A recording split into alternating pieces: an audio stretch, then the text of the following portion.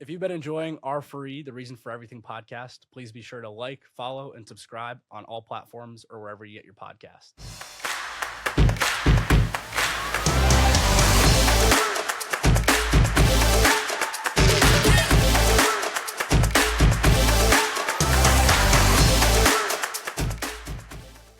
Yeah, definitely. I've definitely been following along with the podcast since you reached out. I mean, you've had some pretty phenomenal guests on here, so I appreciate you taking the time. Yeah, I'll start getting into it and just feel free to stop me whenever. So I'm Will Custis, aka the Corporate Hooper. Um, I'm from Atlanta, Georgia, grew up outside of Atlanta, went to Wake Forest University, did not go for basketball, but while at Wake Forest University, I was playing on the club team and also coached the women's club team. And then post college, pretty typical Wake Forest business grad path, went and did technology, data analytics consulting at EY for about 3 years. And then after that, I got pulled into a sports betting startup up here in New York City called Profit Exchange, where we're building the first ever sports betting exchange. So you, rather than betting against a sports book, you bet against the marketplace, other users in the marketplace. So you get way better odds, better prices. It's a platform that users actually can really win money on. Where like as a sports book, if you ever do begin to win money, they're going to limit you. So yeah, so building that out, only been in New Jersey for the last year and a half, and then we're about to roll out nationally here over the summer, so I can speak more to that. But yeah, it's funny you talk about that video because that was like the first video I put up back in, I think it was January, that like really did well. And I don't come from like a content background at all. Like I was saying, I did data analytics consulting for a while, but I was doing it in, at the time, Nike's marketing tech group. So I was like putting together a lot of like analytical dashboards, back end stuff for marketers. So like I got to hear their questions and kind of like learn more about like what their mindset is, what their approach is. I'll say Nike marketing is like a mega powerhouse that has hundreds of people per department, and their marketing efforts are quite exhaustive. And I now run marketing for my sports betting company, which I never thought of myself becoming a marketer, but since I've done it the last year and a half, I'm now obsessed with it and like trying to constantly find ways to be better. Um, but it was in January that I decided I was like, hey, I want to start making content around basketball and like what I'm doing with basketball. Because ever since college, in college, I've always been like a huge hooper. Like at Wake Forest, was playing the club team, any intramural game, pickup, like I was at the basketball court like every day at Wake. And then even post graduation, I was playing all the time. Uh, but it was really during like COVID when things shut down and I like didn't know what to do that I like started training a lot. And like most of that training was in the weight room. So like I never was like really strong before that. But like during COVID, I got a lot stronger, put a bunch of muscle on, and was like, oh wait, like I might be a little bit athletic, which I didn't like ever like realize beforehand. Um, so I really kept playing a lot. When I was living in Charlotte, North Carolina, that's when I was working for EY. I was playing probably like 5 days a week, all like after work. If I was traveling for work, I would just like lift in the hotel gyms. Um, but then when I was moving to New York, I was definitely like very aware of like what New York basketball was. That like the street ball scene was exhaustive. It's the mecca of basketball for a reason. So I kind of like took the training up to another level because I really wanted to like try to be a name here. My first year, I moved here January of 2023, and like I immediately just started joining rec leagues as a free agent, knowing no one. I was like, I'm just gonna join these free agent teams and just see what happens. And I started playing like really well in those free agent teams. That guys started asking me like, hey, like, do you want to play on this team? Then I went out to some different tournaments, played really, really well at those tournaments. That my first summer here, I got like recruited to play on a few of like the street ball pro-am teams at Westforth. I did really well at Westforth. I got invited to play up at Rucker Park over the summer on a pro-am team there, and then just kind of ping ponged all around the city during the summer. And like made like a very, very small name for myself. Um, that like at the end of it, I was like, hey, I was like, I really should have tried to have captured some of that from the summer Yeah. and like shared that journey like amongst just like what I was doing like amongst like work stuff and like working at the startup. As I do think it's like a very like unique experience, particularly compared to like a lot of New Yorkers. I think on social media you see like a lot of like one side of New York, particularly for like transplants like myself here, which is much more of the social going out part of New York, which is like freaking amazing. But like this basketball scene in New York is like real, so like I want to try to show some like exposure to it. So awesome, man. The that West Fourth court is a different beast. The first time I ever saw it, I remember coming up the stairs out of the train and Hmm. just seeing it was summer of I think 22. I went and saw it for the first time, and I was like, I've never seen anything like this before. I mean, it was like you're at a peak rivalry high school basketball game, and it was a Tuesday night, 6 p.m. It was Yeah, unbelievable. I'm guessing they had the league going on then too. Oh yeah, I'm Yeah. sure the announcers and the scoreboard going out. It was and they had the people getting set up with the jerseys and the little rink on the outside. It was pretty Yep. Yeah, no. cool. West Fourth is a different environment. It's definitely like an iconic. I'd probably say West Fourth is the most iconic Manhattan-based street ball league. Yeah, it's to your point, it's a different beast up there than anywhere else I've seen. I've traveled a bit for work, and you just don't really see that atmosphere or environment. I live in DC, and there's a good bit of street ball you see here and there. Even I play in a corporate league, but it's just a different atmosphere. Now, I want to dive into that, but I'll pause there because there's so many other questions I have. So you said you grew up outside of Atlanta. Yep. Whereabout was that? Alpharetta, Georgia. It's like Okay. 45 minutes north of Atlanta.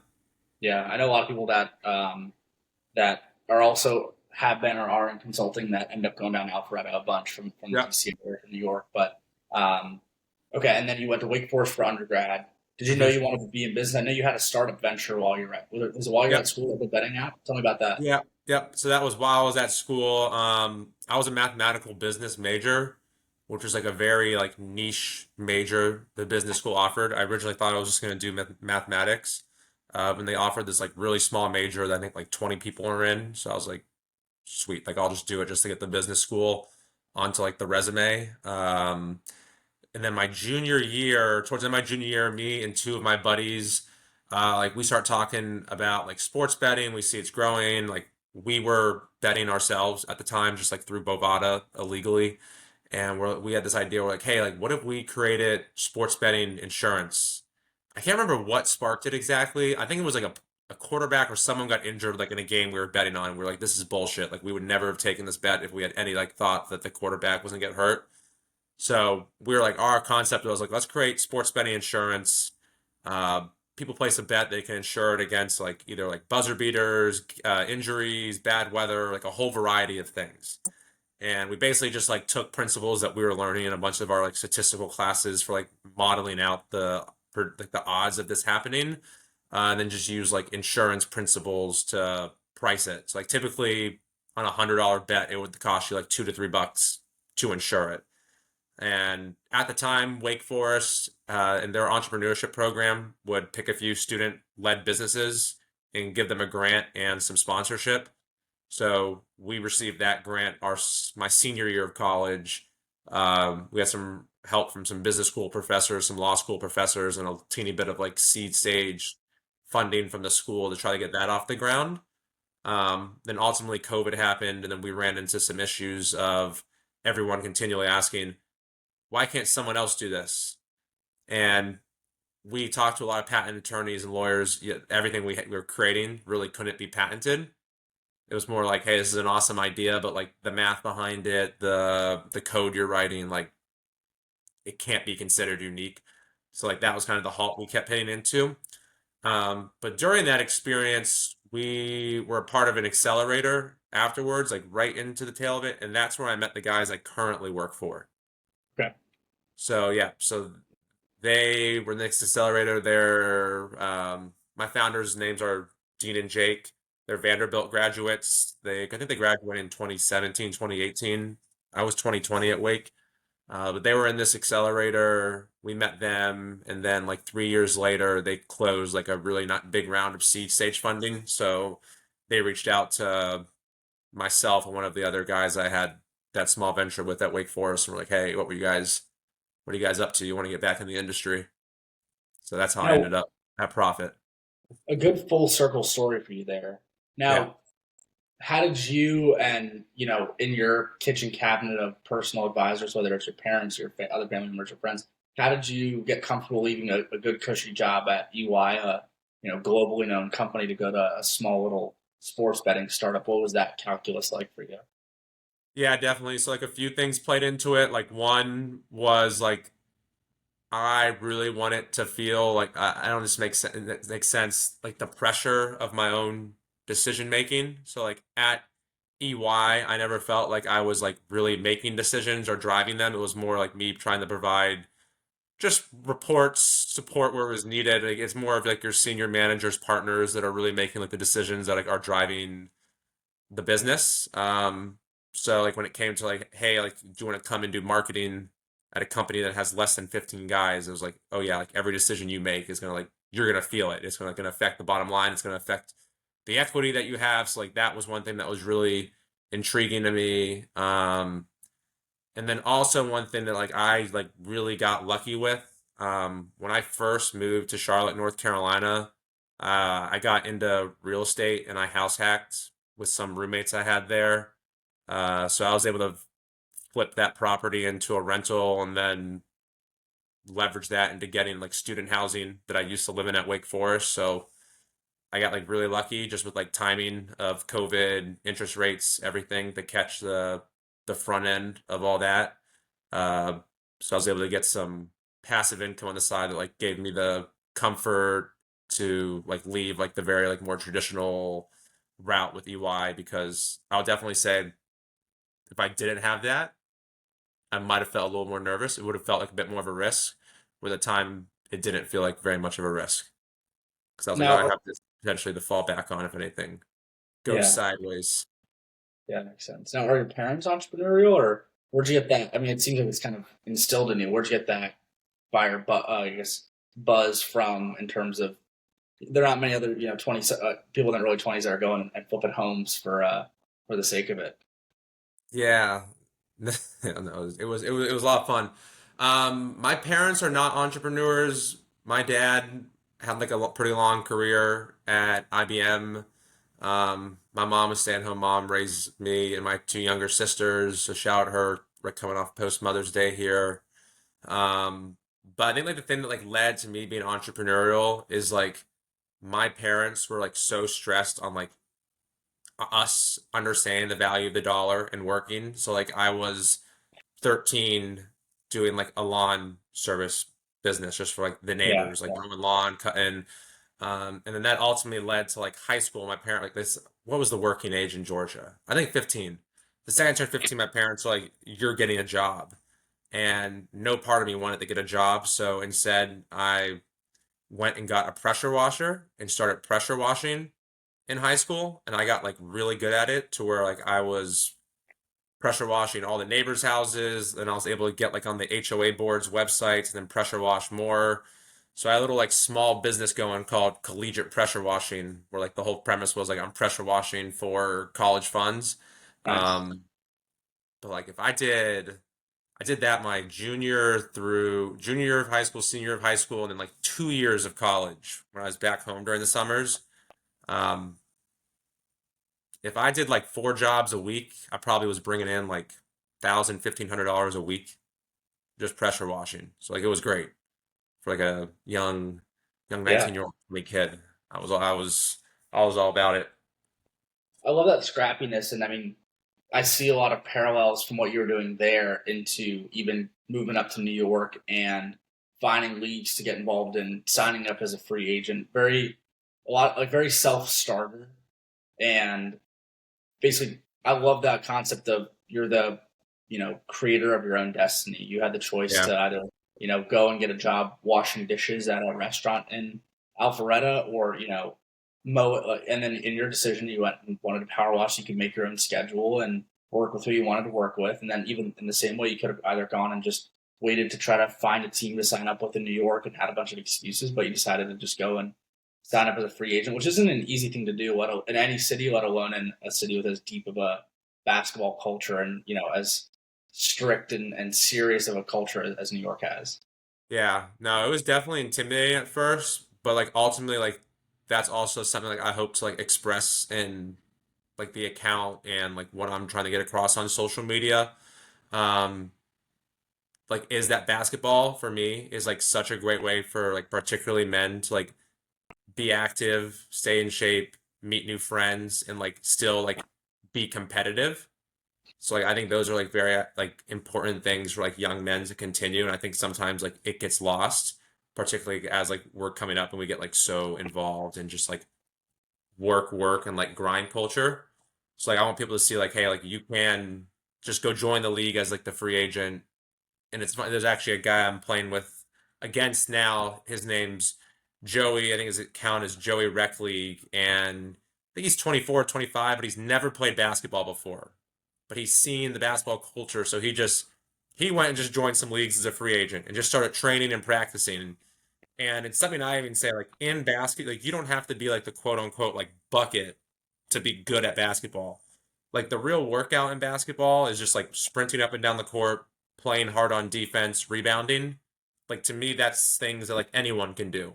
And like Yeah. also like those are probably the fun guys to like play with, or just the guys that play hard, have a good time out there, and it's nothing too serious. Now, what was your relationship like with basketball as a kid? Did you play all growing up? Did you play in high school? I know you obviously played club and coached club in college, but at Yep. what point did basketball become such a big part of your life? Yeah, I've been playing since like eighth grade, I think. And then like I like committed to it pretty fully as a freshman in high school and was playing on the high school team, AAU all summer, so like very involved and like that was the thing. Like I've always been, I guess I've been a fitness not like I've just always been training. But like when I used to train for basketball, it's just like always like, just go to the gym, try to make 500 shots, go through these drills. Like I really wasn't in the weight room much. I was on my varsity team sophomore through senior year of high school.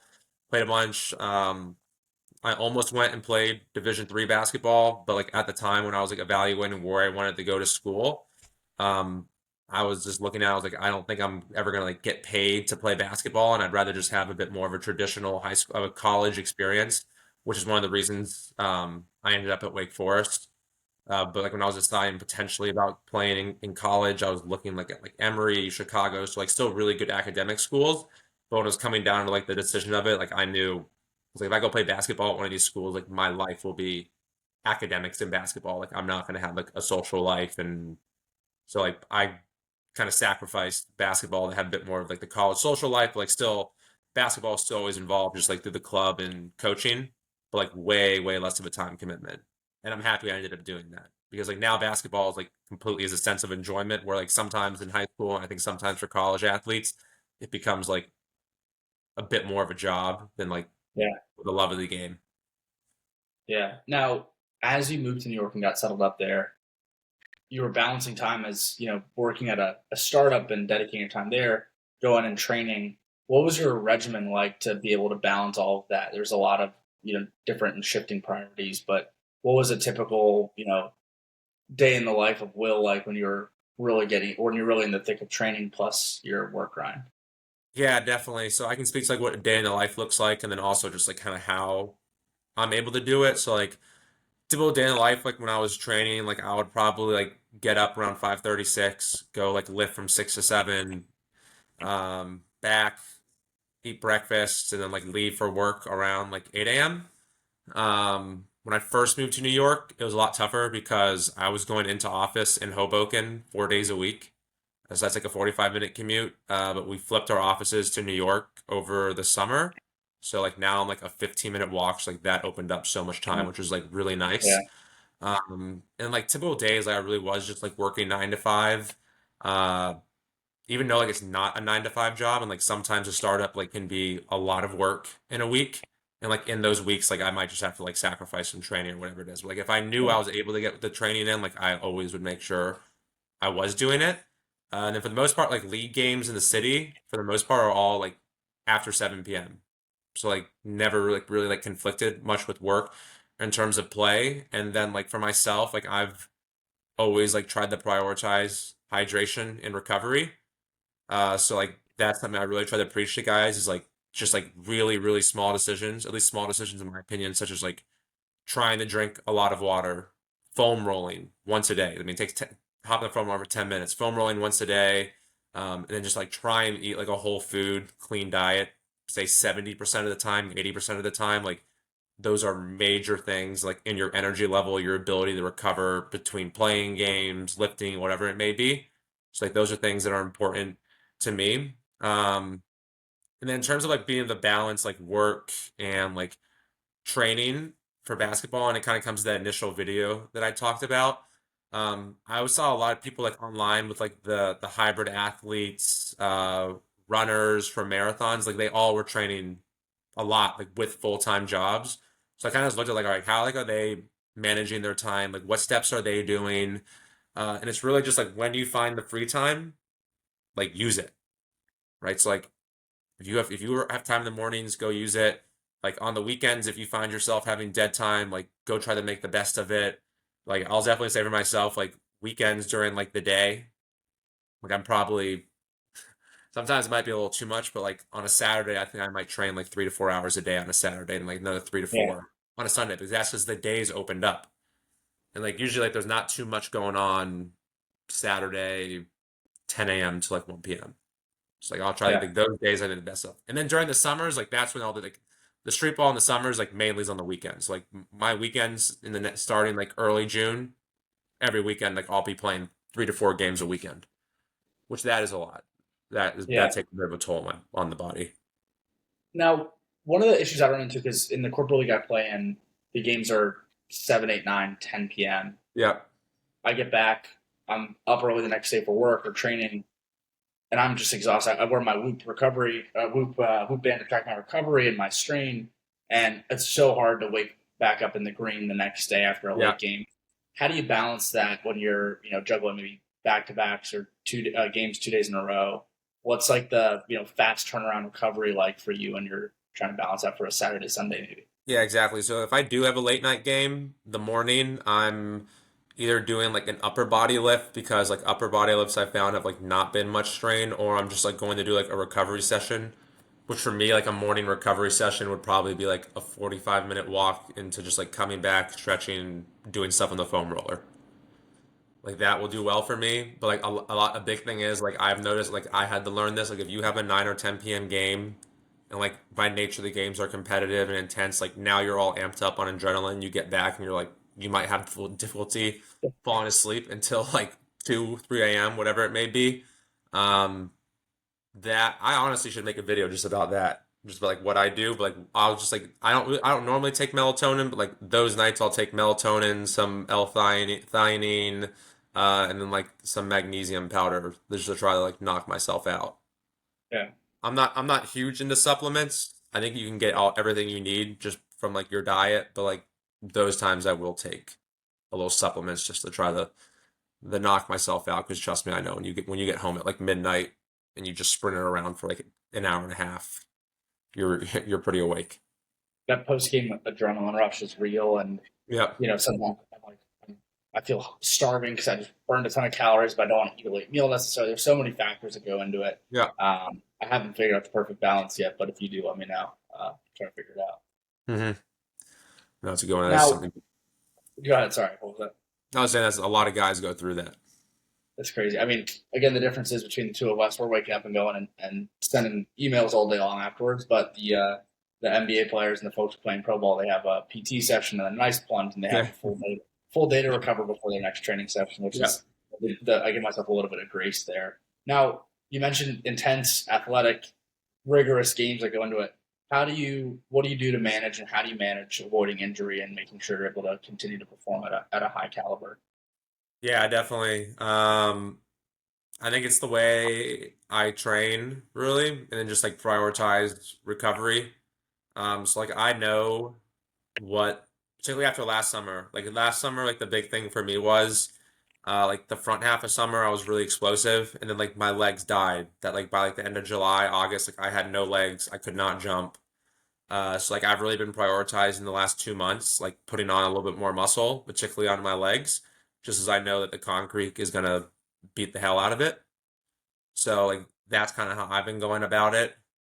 In terms of like injury prevention, like I don't go into the weight room trying to like max lift or anything. Like I'm way more into like range of motion, make sure like I'm lifting with proper form, um, pretty extensive warm ups.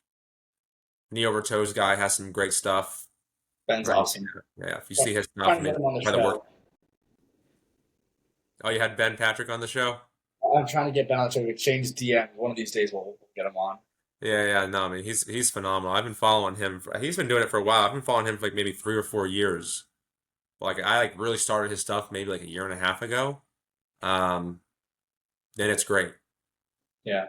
I find that the thing I'm most fearful of on the court is not myself or my movements, but it's other people. Yeah, I think that I've seen your play style from the footage you shared. I feel like we have relatively similar play styles, very downhill, very, aggressive attacks to the rim. And I feel like that's where I find myself most fearful of either getting bumped on the way up or landing funky on the way down. And it's less a matter of fear in the weight room.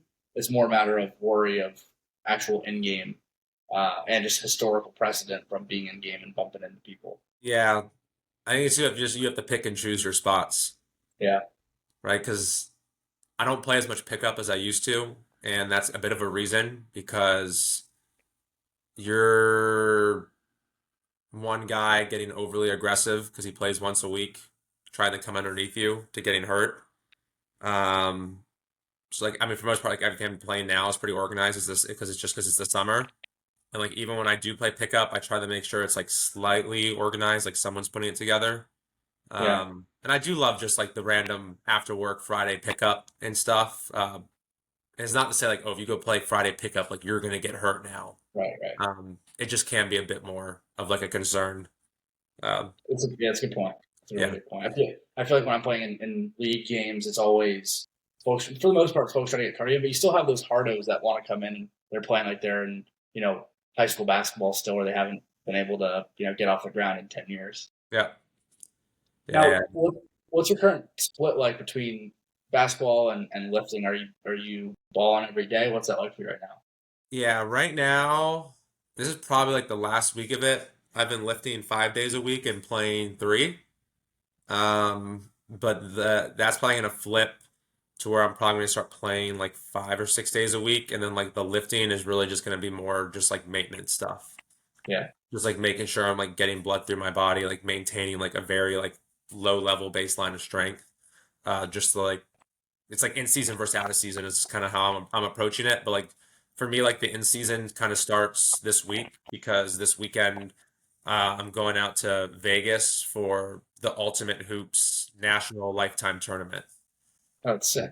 Yeah, it's a really fun tournament. The top 16 teams nationally from Lifetime all go to Vegas and compete it out. There's like no money or anything on the table. This is just straight bragging rights. But there's some serious teams out there. Some notable names that will be there are like Kent Bazemore, Darren Collison, Keenan Allen from the Bears is going. I was like surprised when I saw he was on a roster. I was like, why is Keenan Allen going the hoop? Maybe he saw the whole NBA NFL debate and he's trying to go Yeah, potentially settle it. Uh, but yeah, it's pretty riddled with former college players, former pros, and then just like other like top level guys in the lifetime U hoops men's league circuit. And then they put on like events at night and stuff. So like it's a really cool tournament to get to be part of. I'm excited to play in it first off, and then capture some of it and share it online to show people what the tournament looks like and is all about. It's basically like a giant AAU tournament for 2 days. so cool, man. That's so cool. I know Adam Sandler plays a bunch in the streets of New York, and I've seen a bunch of footage there. But is there anyone, whether it's a famous person or an ex pro baller that you've played with that's notable? I met Kyrie Irving last summer at Rucker. Oh, cool. He didn't play, but he has a team in it called A11, and he was coaching at that game. So That's super cool. I got to high five Kyrie after the game. Say good game. Was he a vocal coach, or was he kind of quiet and more No, static? I he was pretty vocal, right? I mean, just like little just things like look at the ref, like, well, what the call is out? What are you doing, right? But um, most street ball is just like roll the ball out there and like let's go, Yeah. right? Like let's particularly Rucker Park. Like each street ball league is like different, and it's like they're all very competitive. But like Rucker Park is like definitely that iconic name and kind of fills into it where like it's very fast paced, isolation driven basketball. Um, Yeah, that's how I describe it. Like it's a ton of fun. And like the environment up there, like it like I think like I don't know if it's like city or like everyone from Harlem comes out, but like they fill around Rucker Park and just like loud music, ton of environment. You make a move and everyone's like, "Oh." That's a fun one. I'm excited to That's be awesome. back up there in a couple weeks. Do you have any goals or aspirations of linking up with Chris Brickley and getting up to Summit and getting some shots up there? Maybe if he sees me or knows my name, I'm more than happy to jump into the summit or to any of the black op runs that they do during the summer. I would be more than happy to jump in. Let's make it happen. It's pretty crazy to see what he's been able to build in New York, and his broader ether is just unbelievable. It's Second to incredible. none. Yeah, Yeah. He's the who's who of basketball trainers up here. it's wild. What are your goals and aspirations? Obviously, you had a successful personal, or I guess, corporate career going, but what are your goals and aspirations with corporate Hooper? Do you have any, dream vision boards that you're working on to think through the next couple of months or quarters of content or plans or aspirations? Yep. I'm really just focusing on the next like 3 to 4 months. So like my kind of like goals and aspirations like are two things. So like one, my startup is about to do a national launch and like I'm the head of product marketing for it. So like I really want to have a successful national launch. I want to become like a nationally recognized brand name. Like when people think of like the sports betting exchange, I want them to think of Profit Exchange. Um, so like I'm really excited for that launch in terms of like a career building. Like for me, like first off, it's like huge for the company. Like I think it's going to be highly successful. It's going to increase our valuation. It's going to be great for consumers. But from like a career standpoint, if I can lead like a successful marketing efforts, like that, like really kind of like opens up the doors for me as like a marketer because like I don't have Yeah, like any name as a marketer right now. I've only been a marketer for a year and a half, so I have no name as a marketer. But like if I can do this successfully, which I've really been working towards, like then like I can have a bit of a name and take that from there. So like that's professionally, and then like on the basketball scene, like yeah, I mean just try to become like I say become a street ball legend. I don't know how that's quantifiable or what that exactly means. Um, but that's what I'm going for. Um, like this summer, I'm playing in some of the biggest New York City pro-am street balls against professionals, the whole spectrum of guys. And I feel like I'm in shape right now. My body's in a really good spot. I'm playing well. That the opportunity is going to be there, and it's just like go ball out and make it happen. So if you're in New York, I'll be posting about games, pull up, cheer, or just follow along on the corporate hooper to see kind of how it goes. But yeah, I'll be. I think this summer I'm in 7 leagues. I think like 5 of them are for money. So like they're like 25, 35K for the winning team. So like they go up. Guys are competing. They're going after it. But I'm ready to get mine. I'm excited for you, man. That's gonna be awesome. Now, let me ask you this as we round up here. If when you become New York City street hoop legend, you have Nike, Adidas, Under Armour, Puma approach you and they say, "We'll take your pick. Which contract do you want?" But you have to sign for life. Which are you picking? I know we started off Um, talking about Nike. Which do you pick? If I have to, yeah, I worked at Nike. I'm a bit of a Nike loyalist. Like I only wear LeBron sneakers. I'm a big LeBron guy, and then also like I like a bulkier shoe because I've had ankle issues in the past. So if I had, if, like, there was a directly Hooper getting signed to a brand, probably not. But if I had to, it'd be Nike. Um, but then also I will say there's a shoe brand in New York. A friend of mine is creating up in New York called Adenium. and he like created this shoe that is like designed to like limit ankle injuries. Mm. So like I've started wearing this, and like the design of the shoe, like at least I feel super super secure in it. Um, so I hope his shoe takes off. I might wear it a few Well, times this summer. We'll see. introduce me to him. I'd love to have him on the show. I've had serial ankle issues in basketball. Yeah, yeah, Love let's to do put it. him. That's like his whole pitch of his shoe, and he's been getting the word out around the city. I've been seeing the shoe pop up more and more. That's awesome. Yeah, I'd love to chat with him. And yeah, I have those. I wear the same ankle braces that Curry wears over his shoes because Yep. I'm like, if he can protect his ankles that way, I'm willing to make. I think like $100. I was like, I'm willing to make that investment to keep my ankles safe. And they've worked really well. They're the ones that like lock your ankle in place. If you're gonna roll, you end up just falling over instead, which is Yep. a little bit of an ego hit because you're tumbling over more, but you're not rolling your ankles. So we'll have to chat with your friend. Now you mentioned following on with your journey. You're going to Vegas this weekend. By the time this airs in a couple of months, hopefully you're posting the trophy on Insta. Where's the best place for folks to get in touch with you, to keep in touch, to follow along with your journey if they want to see the corporate hooper grow? Um, yeah, just on Instagram at the corporate hooper. Yeah, really the goal is like to document the journey, but then also like I want to try to help inspire others to like get into their corporate hooping playing career. Like I've received messages from guys saying like, "Oh my God, I'd hung it up for 2 years, but like I've seen you playing again, and like now I want to get back after it." And like that means so much. Like I want to see everyone like in their corporate hooping, playing bag, staying in shape, meeting new friends, getting after it. So like, yeah, that's like the main goal. And like I'll here and there post stuff on there about like, here's a small, easy basketball workout or like lift you can do. And here's just like small little tricks and habits that you can incorporate to like extend your corporate hooping playing career. So that's what I want to see is hopefully just, inspire others to get out there and get after it. I love it, dude. I love it. Well, we'll appreciate you jumping on, and I know it's a work night. You know you're busy in the middle of the season getting kicked off. So thanks for jumping on, and excited to link up soon. Awesome. I appreciate it. It's great talking. Yeah, thanks, man.